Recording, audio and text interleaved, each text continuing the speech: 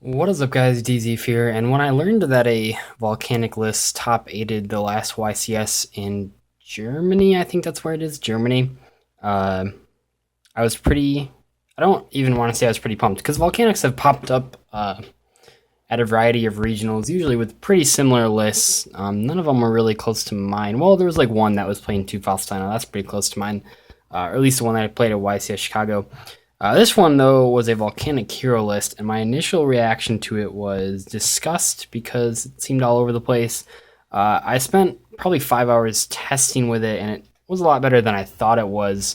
But I want to give my interpretation of the build. I thought, for the most part, the guy that topped his build was pretty good. I was not a fan of the side deck. It was all over the place. I'm not even going to show a side deck for this because side decks change from event to event. But I thought his main deck was really solid. I only switched up a few things. And then I'm going to talk about, as I go through here, what you're getting out of... Oh, that sleeve's really fucked up. That sucks. I'm going to talk about what you're getting out of a volcanic list that plays the hero engine. So for volcanics, we're going to be playing 3 rocket. That's not going to change. As well as 3 shell, 3 scatter shot, and just 1 Firestorm Guard. So he only played 1 Firestorm Guards. You really only need 1.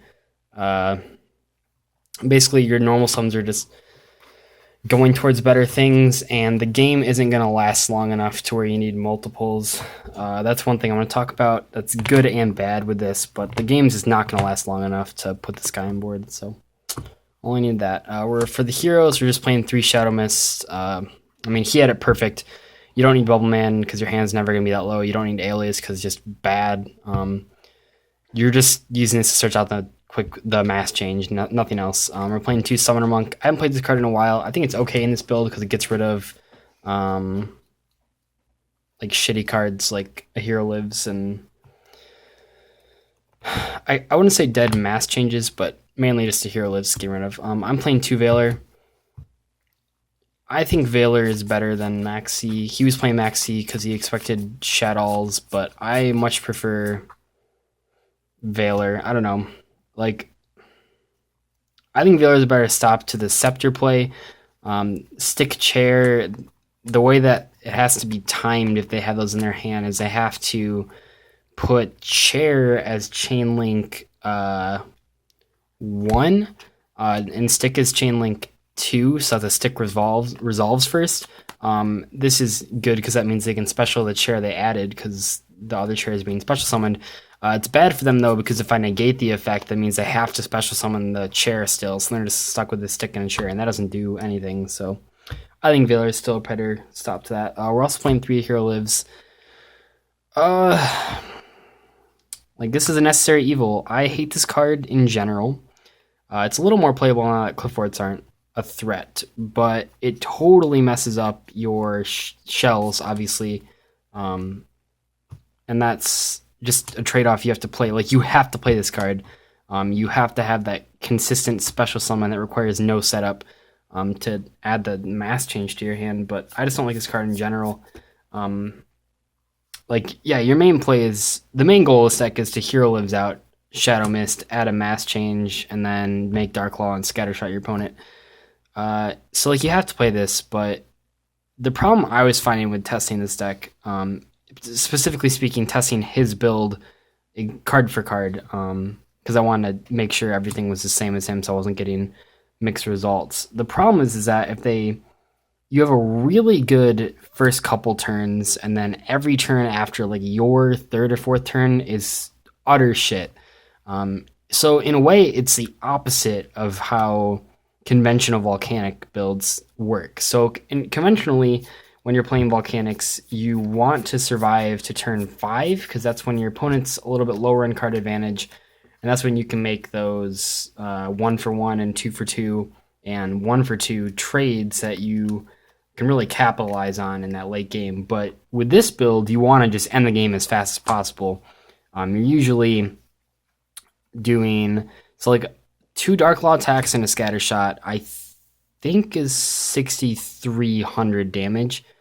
So then there's 17 away, so it's just 1 rocket attack directly or 1 Firestorm Guards. So mainly that's what you're doing. You're hitting with Dark Law directly, you're scattershotting the board for 15, and then you're hitting directly with Dark Law to leave them at 1,700 life points, and you hit with Firestorm Guards or Rocket or whatever. But I don't know. This doesn't fit my playstyle, because if they push through the initial setup of Dark Law, if they have the Book of Eclipse, and the guy that wasn't playing Forbidden Lance or anything, so like he literally was putting all his cards into one setup.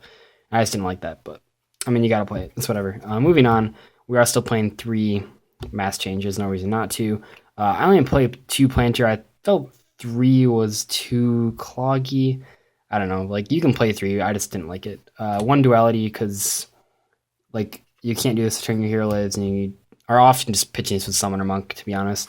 And then I was playing 1 Book of Moon and 1 Lance. He was not playing either of these cards. I don't know how I wasn't playing these. You just get fucked by Veiler so hard. So if you go... A Hero Lives is already really horrible, but if you do that and then they Veiler you, you just lose. I mean, you paid 4,000 life points just to put a Shadow Mist on board, and you can't even search anything with its effect when it dies. So I felt Book of Moon for getting around Veiler was necessary. And then Forbidden Lance, just protect Dark Law. And then also, one of the problems I was finding with this deck is that if your first Firestorm, like, you don't really get to the point where you need this card. But if you do get to this point and it gets negated, and now you're just grinding and they push through your initial setup, you really have no recovery if they negate the Firestorm Guards. So I wanted at least a little piece of protection to make it not just lose. I also played 1 Mass Charge. I don't know how I feel about this card. I feel it would give this deck a little bit more longevity, but I don't know, I had mixed results when testing. But I think this card is pretty good in here. For a Trap Lamp, we're just playing, I think, the same thing except for 1 card. So 3 Reload, 3 Mind Crush, just 2 Phoenix Chain XML, only playing 2 Planters, 2 Call the Haunted, and then 1 Emptiness. I think he was playing all this except he was playing 1 extra Phoenix Chain because he had the extra Planters. Call the Haunted is kind of neat. You can obviously just bring back the Shadow Mist. There's nothing really else good to bring back, though. I mean, the Volcanic engine is just so lackluster in here. I think that's what really frustrates me, because it's like, if you open, I don't know, a pretty good opening, I guess, would be if you just open a Hero Lives, Summoner Monk, and any other spell card. This would allow you to, a Hero Lives out Shadow Mist, you get first turn Dark Law, and then you Monk for Rocket, overlay for Chain after adding Reload to your hand, and then send Shell and add Shell. Problem is that you're at 3,500 life points, and that's not a good place to be. Like, if they just get through that initial setup, you're just so fucked. Like, if they already have, like, Shrit and Trish in hand, and they can just get rid of the Dark Law, like, it's just gross. But it's okay.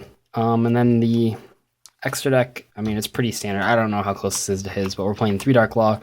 I've never found the second Anki to be necessary. Like, this card, I don't know. I usually just like mass changing for the second Dark Law instead of the Anki. Like, this is good for damage, but it's whatever. And then the rest is Strength 4s, which you go into a little more because you have Summoner Monk, but mainly you're just going to Lavalval Chain.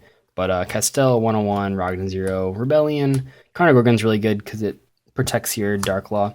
Number 80, Lavalval, Dagusto. This is pretty important. Cowboy, Dweller, and Exton. So, I guess it's just final thoughts. I didn't think this build was amazing. I thought it was a nice, or I thought it was a refreshing take on the deck. But, I don't know. I think it's easier surviving 5 turns than it is killing your opponent 5 turns. So, this build doesn't really tailor to my playstyle. I don't know. You're kind of swapping out.